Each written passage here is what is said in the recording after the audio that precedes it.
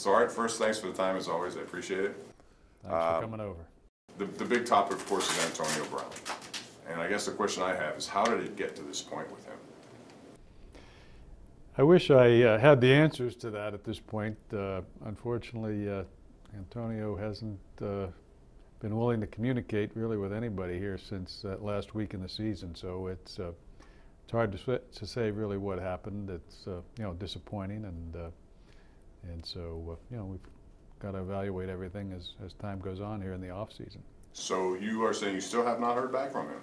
No, I haven't talked to Antonio. He's had time to talk to a lot of people, though, on social media, I noticed. Is that one of the problems, do you think? I mean, just this whole Instagram existence that he has, and he puts more emphasis on that than maybe stuff right here at the office?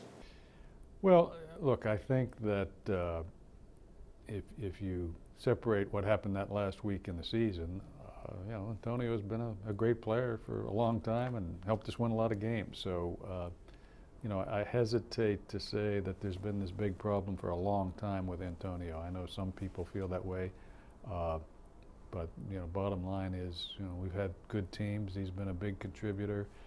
He and Ben are a historic combination, passer, receiver, and so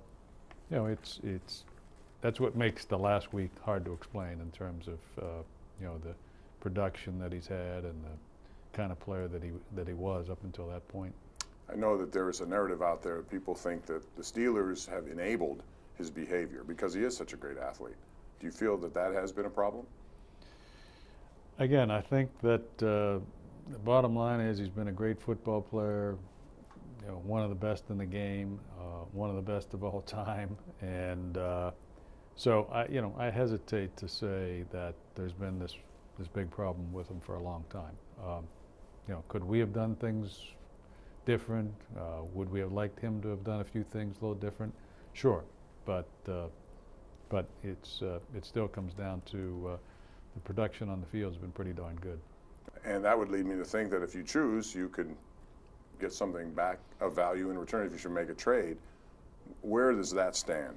Do you want to trade Antonio Brown at this point? We haven't made any decisions and really can't do anything for the next 2 months almost anyway. So we're evaluating everything, and over the next couple months we'll come to a conclusion.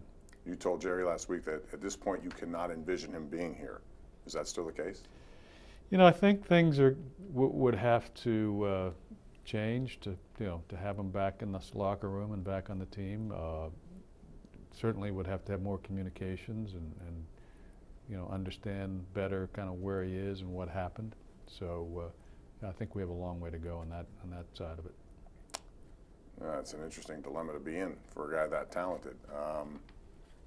I just look at the situation with Le'Veon Bell in the same sort of way, to bring that up again. Is that door totally closed with him? Again, we haven't closed any doors, and we'll look at all the options. Obviously, it was a contract situation that sometimes they don't go the way you want them to go. Really wasn't expecting them to sit out the whole season, that's for sure. And but we have to evaluate where we go with Le'Veon as well. So you were under the belief that he would do what he did last year, show up right before the start of the season and play an entire season. Certainly wasn't expecting that he would sit out a whole season. If you had a thought that he might, would you have changed what you've done? Would you try to maybe do something in advance of that? Well, saying that you expect somebody to sit out a whole season is just not something you expect. It doesn't happen in the National Football League very often. So I can't. Hard for me to say if I'd have known that, because what makes you think that's going to happen? There's not much of a track record in this league of things like that happening.